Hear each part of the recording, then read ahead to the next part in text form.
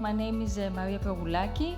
I work for Green-Jakobsen, a maritime advisory firm, and I'm here today to explain how we help shipping companies drive performance, having in mind the human factors concept. So in Green-Jakobsen, we get our insight from thousands of respondents of safety and human performance surveys. We spend hours, over 3,000 hours of interviewing office and sea personnel, discussing how they actually do their job.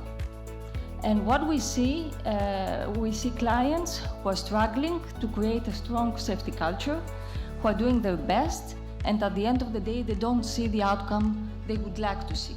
So we are there to support them in building a strong and lasting safety culture. We also see companies who claim that since everything works fine, since their safety records are they're scoring very well, why should they do something more? There is a Greek saying that if something works well, don't touch it. So this is where we ask, what is happening in your organization when nothing wrong is happening? And for those who have kids or pets, consider what is going on when there is silence in the room. So this is on the one side what is imagined versus what is being done. And similarly, in talks we have with clients who score very high, who have good safety records, they state that it is still a valid reason to be alert, because good safety records, KPIs, indicate chronic unease, complacency, and probably that you don't have a full picture of what is going on board. And outside, along with our brochure, our services brochure, you can find an article from interviewing one of our partners. Now, lately there is a lot of discussion about the human element. The term human factors coming from engineering is being used. The reason is that the industry has for many years trying to create a strong safety culture, and the industry is trying through technology to make transportation safer. So highly advanced vessels and thorough safety procedures. And these have managed to place safety culture up to one level. But at the end of the day, assets, environment, and human life, the safety of these still rely on how people do their job. So it still relies on humans who actually drive, direct, and decide performance. But performance is actually being influenced by the context.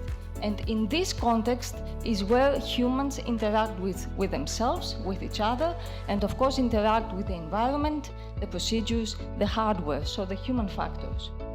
By mastering the human factors management, we can reduce the human error and therefore reduce fatalities, serious accidents, injuries, and reduce the risk of losing money, reputation as well in the long run.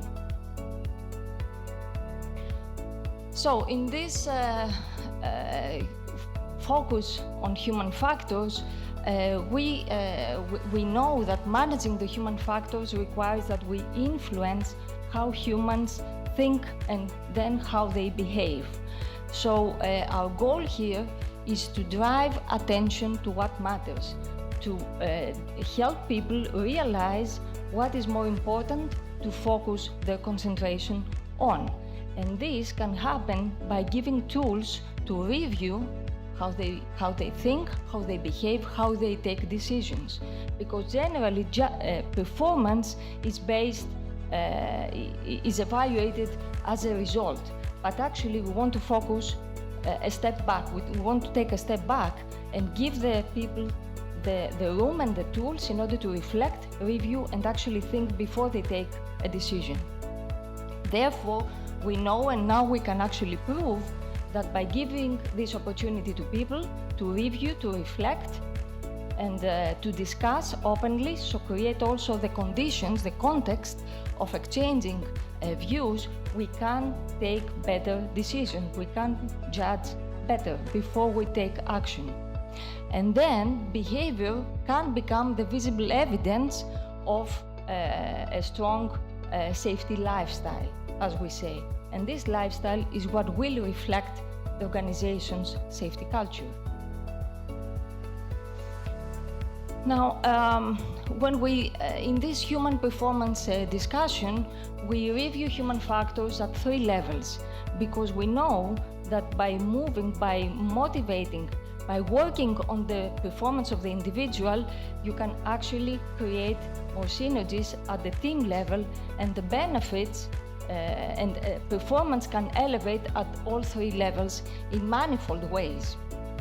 So there are tools in order to direct attention towards what matters at all these 3 levels.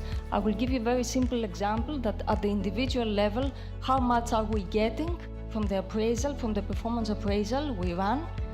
I really hope it worked well, because the concept of managing performance is very much related on how we set objectives, how we interpret it to behaviors, how we evaluate the performed behavior, and then how much of feedback are we giving, how much of it is constructive, and how much room are we giving to the people to own their own learning and development. So there are tools also at the team level for people to review, to exchange the perceptions, what they see, each one point of view, in order to get a collective picture of the real situation.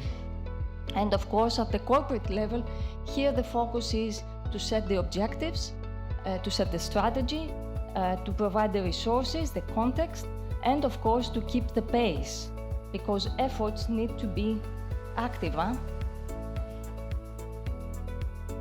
Now, I think that it's time that we stop and think and realize our potential, because as humans we take decisions based on our experience, and we feel that this is sufficient. But actually experience is biased. Experience includes our prejudice. So compare what we have and where we rely on versus what we really need to focus on. So instead of experience, let's challenge ourselves and become willing to think beyond our own experience and be open to different perceptions. In that case, we move from our narrow-minded approach to a more open and holistic view. And therefore, we add on our own intellectual capacity the benefits of what we call collective intelligence. So the intelligence that teams of people hold. They don't know about it until they start talking about it. And by moving through this different way of thinking, we actually change how we take decisions. And actually, it's very easy after an event to think and say what went wrong. I mean, all these root cause analysis, of course, in retrospect, it's easier to evaluate the situation. But what we want is actually to be ready to focus our attention, to focus our attention and our thinking before an event, before we take the action. So to conclude, in order to bridge the work as expected, designed, imagined to the work as done, we have to give the people the opportunity to manage their way of thinking and to manage their way of behaving. And to do that, we need to give them tools to reflect, review, and be open to discuss. People will always deal with unique situations. We're all experienced in public speaking, but every time is unique. So the same applies to the people who are actually doing routine jobs. People will always deal with unique situations, and our work is to give them the tools in order to create the ability to be able to understand the situation of the specific conditions they have to do, the specific work they have to do at this time. Performance will always be influenced by the context, so by the way that humans interact with themselves, with each other, with the hardware, with the processes. So all these dynamics that entail the concept of human factors should not be overlooked. I think it's a very good opportunity for the industry to shed light on this in this period of time, despite the push from SAFETY vetting or RightShip quality standards. I really hope we look beyond the minimum and look for the real outcome. And I'm sure, because I've seen it working, that we can influence behavior by directing attention and giving the conditions, the tools to people to think, to review, to listen to others, to discuss, to have open dialogue, so the context matters as well, and the role of the organization is to create conditions for people to be able to review. Thank you. And this not just at the individual level, also at the team level. Thank you.